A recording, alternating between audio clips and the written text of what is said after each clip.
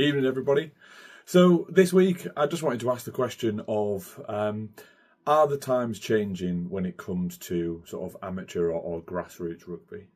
Because again, for the second time this season, we've had a team that was meant to be coming through to us that have pulled out of the game. Which is great because obviously it means that we get the points. It means that, the past couple of weeks have been quite difficult. We've not actually won a game since the turn of the year. And we were getting a little bit worried about if we were sliding down the table, all that sort of thing. So brilliant. Yeah, we've got the 5 points. A win goes on the board. That's great. It kind of hopefully moves us more towards sort of security and safety this season. But it's really frustrating. On paper, we had an absolutely fantastic team. We trained really well. The guys looked really switched on, really focused.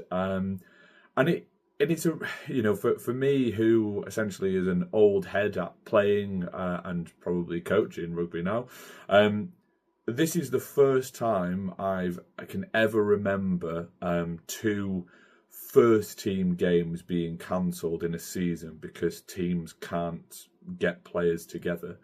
And I know it's in the middle of the Six Nations. I know there's lots and lots of other things that are kind of going on. Yes, it was Valentine's Day, all that sort of stuff. So there is external noise for it. But I am generally worried, is it a trend that's kind of happening up and down the country? I understand at kind of more second team, third team, fourth team level, if teams have those kind of amounts of players. Of course, not every team is going to have that, but it's really frustrating because, we want to play. People don't just come to training. They don't put their names down on a weekend because, it'll be nice just to think I can run around. Like, people want to be on the field. They want to play. They want to, get involved with their mates. They want to earn those beers afterwards, all that sort of thing. So, yeah, I didn't really want to start with a rant this evening, but it really annoyed me, and it annoyed the captain and the sort of coaching group because we were ready, we were prepared, we'd done everything that we wanted. We kind of spoken to the boys, got them all revved up, got them all fired up, and then the team cancels on the Friday night. It's frustrating. Obviously, we'll take the points, we'll move on, all that sort of stuff. But yeah, it'd be really interesting to see whether or not this is just a trend in Yorkshire, if it's just a trend in Leeds, or wherever you're watching this. Is this happening in your area? Leave me a comment, let me know. It'd be really great to kind of get the picture of what it's like being a coach or being a player across the country if you're watching this elsewhere. Now, two other things to kind of talk about this evening. It's the same sort of theory. So I read about the same theory, but looked at in two different ways earlier on this week.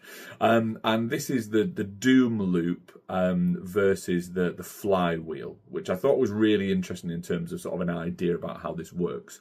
So this is looking at coaching perspectives, what coaches do when games don't quite go the way that they want to. So the doom loop, for example, and I'm probably very guilty of this and have been very guilty of this for the past couple of years, and actually reading and kind of doing my coaching courses and all that sort of stuff has been really helpful.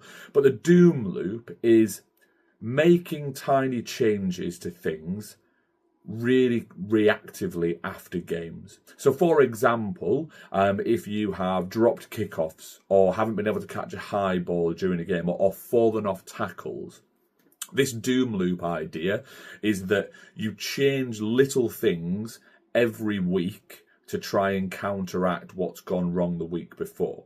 And that is the way that I've been coaching for ages until I sort of saw this theory. Because in theory, it's little changes, it's little tiny tweaks here and there, which, as far as I'm concerned, with the job that I do as well, is a brilliant thing. Little tiny changes, adding little things in there, making those little tweaks. But actually, when kind of reading about this theory, what happens is over the course of the season, you end up changing absolutely everything that you do as a team and as a coach by these little changes. So what you think is a little change actually over time becomes a massive shift in kind of what you are putting forward as your key core elements of what you want to try and achieve. So, you might start off with, right, defense is kind of our platform. Clearing from our 22 is our platform. But these little changes here, there, and everywhere, by the end of the season, that might look completely different by trying to reactively look at how to do things differently. The other side of this argument is kind of what's called a flywheel. And this flywheel idea is that actually, whether you win or you lose, you don't change anything fundamentally to what you are doing. It is this idea that we have a plan. As long as we stick to the plan, it will come good in the end. And really interestingly, kind of looking at this and listening to kind of people talk about this is very much kind of what the England sort of elite men's team do. They have a game plan, they have a structure, and they will keep coming back to it time and time and time and time again, because that is what they are playing to. That is what they will do. And, a couple of years ago, it really wasn't working for them. A lot of kind of narrow losses, but now, other than Saturday, of course, it's really worked, and kind of coming back to plan has been great.